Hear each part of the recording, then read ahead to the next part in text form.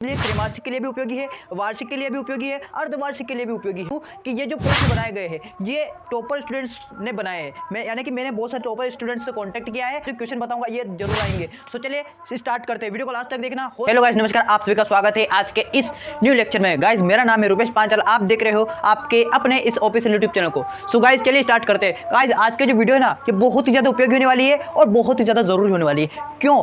क्योंकि आज के जो वीडियो है ऐसा टॉपिक आपको यूट्यूब पर कहीं नहीं मिलेगा, क्योंकि आज की इस वीडियो में आपको जो बताया जाएगा ना प्रश्न, वो कक्षा 11 जीव विज्ञान अध्याय 1 जीव जगत का वर्गीकरण या जीव जगत बोल सकते हो उसको, वो जो अध्याय है अपना, ठीक है ना, उस अध्याय के बारे में अपन मोस्ट आईएमपी क्वेश्चन बताने वाले हैं आपको, जो कि आपके लिए त्रैमासिक के लिए भी उपयोगी है, वार्षिक के लिए भी उपयोगी है, अर्धवार्षिक के लिए भी उपयोगी है। सो गाइस वीडियो को लास्ट तक देखना। अब देखिए आपको आईएमपी तो हर तीनों पर मिल जाएंगे, लेकिन इसकी विशेषता क्या है वो मैं आपको बता देता हूँ। इसकी विशेषता सबसे पहले मैं आपको ये बता दूं कि ये जो प्रश्न बनाए गए हैं ये टॉपर स्टूडेंट्स ने बनाए हैं। मैं यानी कि मैंने बहुत सारे टॉपर स्टूडेंट्स से कॉन्टैक्ट किया है और कॉन्टैक्ट करने के बाद मैंने सभी से बोला कि तुमको कौन कौन से लगते हैं, कौन कौन से प्रश्न आ सकते हैं इसमें से, तो उन्होंने वो बताया। फिर ऐसे करके 10-12 स्टूडेंट से मैंने कांटेक्ट किया, तो उसमें से जो सबसे ज्यादा विद्यार्थी जो है उसमें से जो प्रश्न कॉमन है, जैसे कि इसका भी ये इसका भी ये, यानी कि जो प्रश्न ज्यादा जो स्टूडेंट्स उन्होंने बनाए हैं उस प्रश्न को मैं आपको सबसे पहले बताऊंगा, फिर उससे कम ऐसे कर करके आपको बताएंगे। और साथ ही साथ मेरे पास जो एक गाइड भी है यहाँ पर एक गाइड देख सकते हो, शिवलाल की है,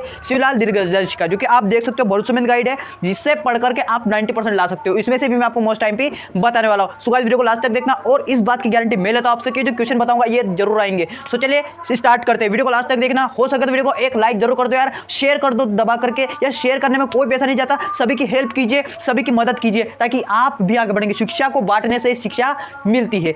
तो गाइस यहाँ पर सबसे पहला जो मोस्ट आईएमपी क्वेश्चन है वो मैं आप सभी को बता देता हूँ। देखिएगा यहाँ पर सबसे पहला मोस्ट आईएमपी क्वेश्चन कौन सा बन रहा है।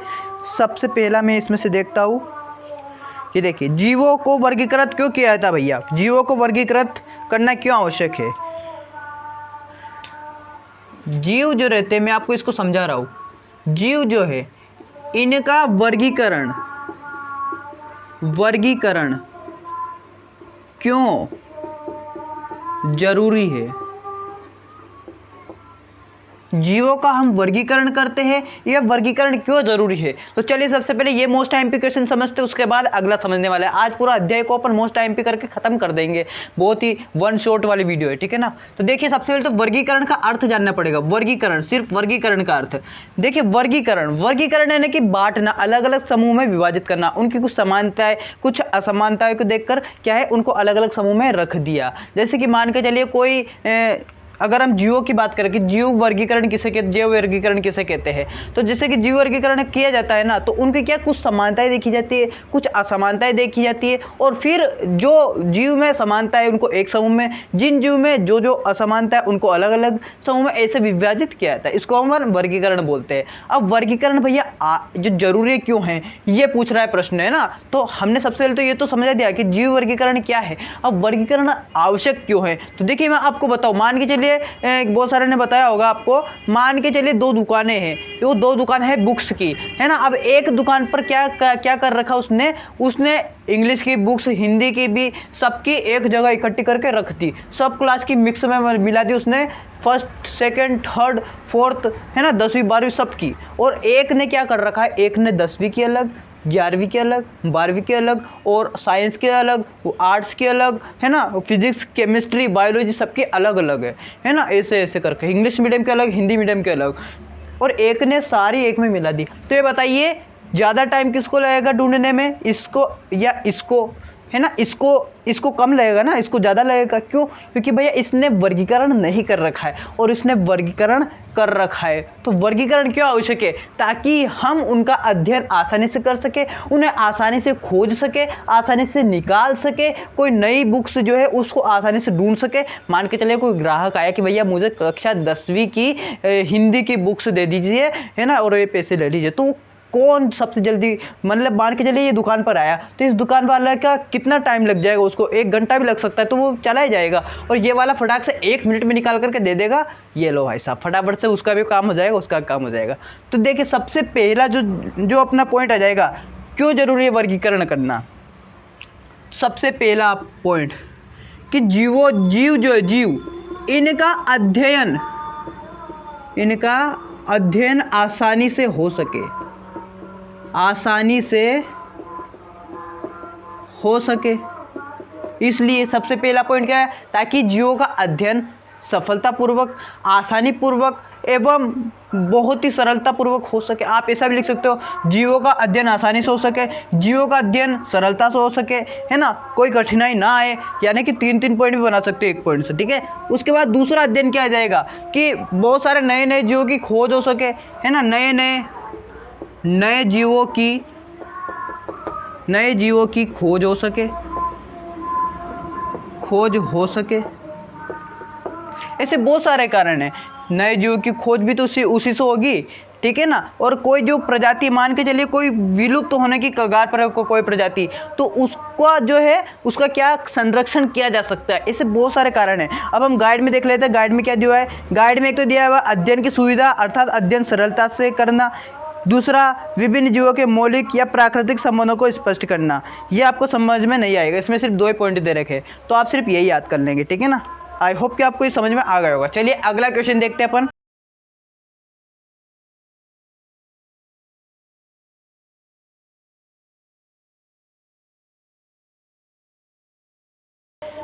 अगला क्वेश्चन ये है, देख सकते हो, आईसीबीएन का पूरा नाम बताइए। क्या बताइए पूरा नाम।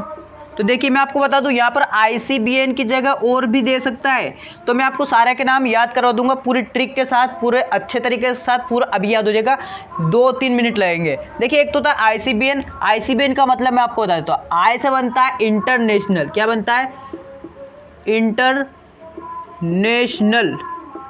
सी से बनता है आपका क्या, इंटरनेशनल कोड, और लगाएंगे ऑफ, इंटरनेशनल कोड। बी से बन जाएगा बोटेनिकल, ठीक है ना, बोटेनिकल, ठीक है ना, इंटरनेशनल बोटेनिकल नोमेनक्लेचर। एन से बन जाएगा nomenclature, international code of botanical nomenclature, ये बन गया। और एक होता है IC, international code of zoological nomenclature, ये ICZN, ये भी होता है, इसका भी आपको याद रखना है। तो इसमें आई तो इंटरनेशनल ही रहेगा, सी कोड ही रहेगा, ऑफ भी रहेगा, और ये नोमेनक्लेचर भी रहेगा। सिर्फ चेंज क्या हो जाएगा, बोटेनिकल की जगह जाएगा यहाँ पर जूलॉजिकल, ठीक है ना। जूलॉजिकल यानी कि जीव विज्ञान, और बोटेनिकल यानी कि क्या, पादप विज्ञान, है ना, पादप जगत, ठीक है, यानी कि प्लांटी। और ये क्या, एनिमेलिया, ठीक है। तो ये हो जाएगा। अब इसके बाद और भी होते हैं, international code of botanical of bacteria, है ना, या international code of virus nomenclature. तो आपको ये याद रखना है, ठीक है ना। तो ये क्वेश्चन आई होप कि आपको समझ में आया होगा। इसको आपको इंग्लिश में याद रखना है, इंग्लिश में भी लिख सकते हो इसी प्रकार से, सिर्फ इंग्लिश में लिख देना है। इंटरनेशनल को कैसे लिखना है, ए से लिख देना है अगर पूछे तो, ये इंटरनेशनल, इस प्रकार से इंग्लिश में लिखना है आपको, किसमें, इंग्लिश, ठीक है। तो चलिए अगला क्वेश्चन देखते हैं अब।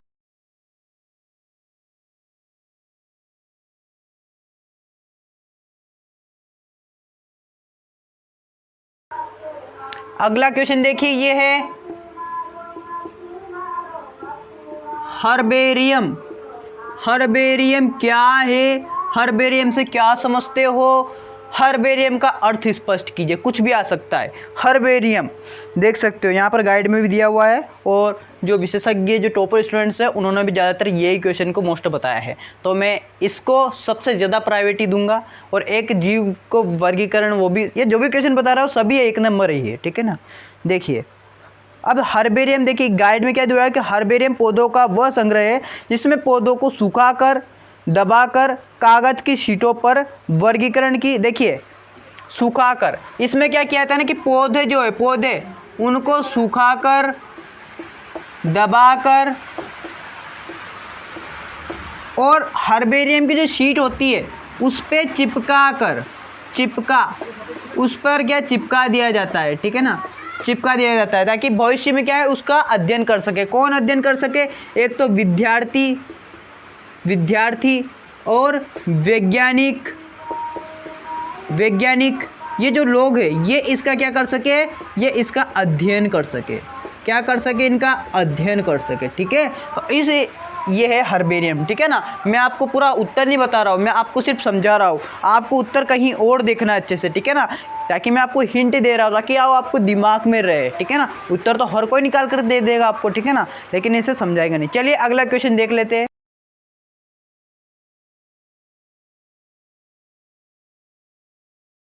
अब देखिए अगला क्वेश्चन है सजीव और अजीव में अंतर। सजीव, सजीव, अजीव, सजीव और अजीव, ये आप जान रहे हो। सजीव और निर्जीव नहीं, निर्जीव नहीं, निर्जीव और अजीव में थोड़ा अंतर है। निर्जीव तो भैया वे होते हैं जो पहले भी क्या है, पहले तो मृत थे, यानी अभी तो मृत है लेकिन पहले कभी जो इतिहास है, पहले पास्ट में, भूतकाल में कभी ना कभी जीवित थे, वो रहते हैं निर्जीव। लेकिन ये जो अजीव है, अजीव ये रहते हैं कि जो पास्ट में भी मरे हुए थे, अभी भी मरे हुए ही है, वो रहते हैं क्या, वो रहते हैं अजीव। ठीक है ना, तो सजीव और अजीव इन दोनों में अंतर आपसे पूछा जाएगा। तो चलिए मैं आपको ट्रिक से बताता हूँ। यहाँ पर देखिएगा, सजीव और निर्जीव भी बोल सकते हैं, अजीव बोल सकते हैं। ठीक है, चलिए सबसे पहला अंतर है, मान के चलिए आपके अंदर देखिए क्या गुण है। सबसे पहले आप खाना खाना ही देख लीजिए, क्योंकि आपको सबसे पहले खाना खाने की आदत है, पता ही होगा, पाचन है ना। तो पाचन की जो क्रिया है, पाचन, ये सजीव में होता है और जो अजीव है इसमें नहीं होता है। ठीक है, तो फर्क बहुत ही साधारण अंतर है। ठीक है, अगला आप देख सकते हो, आप दिन ब दिन बढ़ते हो, लेकिन क्या निर्जीव बढ़ते हैं, क्या अजीव बढ़ते हैं क्या, नहीं। तो दूसरा अंतर क्या हो जाएगा, वृद्धि। क्या हो जाएगा, वृद्धि। वृद्धि जो है सजीव में होती है और निर्जीव में नहीं होती है। ठीक है, अगला अंतर क्या हो जाएगा, अगला अंतर क्या हो जाएगा, अगला अंतर हो जाएगा श्वसन। आप सांस लेते हो ना, है ना, श्वसन या संवातन, श्वसन या संवातन भी लिख दो, संवातन, ये होता है सजीव में, ये निर्जीव में नहीं होता है। अगला अंतर क्या लिखोगे, अगला अंतर आप लिख दो, क्या लिखोगे, उत्सर्जन। उत्सर्जन भी होता है, उत्सर्जन भी लिख सकते हो। ठीक है ना, और प्रजनन लिख सकते हो। सजीव में क्या होता है, प्रजनन, प्रजनन अथवा जनन, ये जो होता है सजीव में, निर्जीव में नहीं होता है। पांचवा क्या हो जाएगा, पांचवा भी हो जाएगा कुछ ना कुछ, है ना, जैसे कि गति। गति होती है भैया, हम एक स्थान से दूसरे स्थान पर जा सकते हैं, तो गति भी सजीव में होती है। क्या होती है, गति भी सजीव में होती है, निर्जीव में नहीं होती है। और क्या है, उपापचय क्रियाएं जो कि सजीव में होती है, निर्जीव में नहीं होती है। सजीव के अंदर कोशिका पाए जाते हैं लेकिन निर्जीव के अंदर नहीं पाई जाती है। सजीव के अंदर कोशिका द्रव्य होता है लेकिन निर्जीव के अंदर कोशिका द्रव्य नहीं होता है। बहुत सारे अंतर है, अंतर करते करते आप थक जाओगे, है ना। तो इतने ही 5 अंतर आपके लिए काफ़ी है, तो इनको आप अच्छे से लिखेंगे। मैंने आपको सिर्फ शॉर्ट नोट से लिख करके आपको बताया है। ठीक है, अब एक और जो लास्ट क्वेश्चन में आपको बताया था वो है कि वर्गीकी संवर्ग आपको याद रखना पड़ेगा। चलिए वर्गीकी संवर्ग में आपको अच्छे से समझा देते हैं।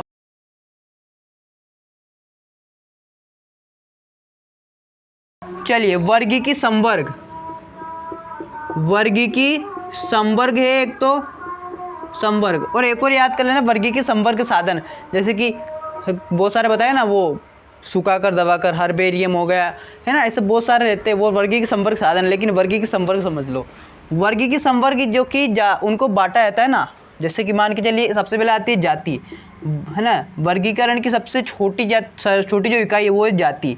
फिर जाति के बाद वंश, कुल, गण, वर्ग, ठीक है, संघ, फिर संघ को या प्रभाव, ठीक है, उसके बाद एक आएगा जगत,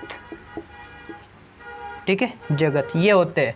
ठीक है, ये इसको स्पीशीज बोलते हैं। चलिए आप तो जाति याद रख लो, ठीक है ना, कहाँ इतना लंबा जाएगा। ठीक है, अब जाति की आपको परिभाषा याद होनी चाहिए कि जाति है क्या चीज़ है। ठीक है, जाति है क्या चीज़ है। तो देखिए, एक समान दिखने वाले वे जीव जो आपस में प्रजनन कर सकते हैं, उन्हें क्या कहते हैं, जाति कहते हैं। ठीक है, जो आप प्रजनन कर सकते हैं। ठीक है, अब वंश की भी आपको परिभाषा याद होनी चाहिए।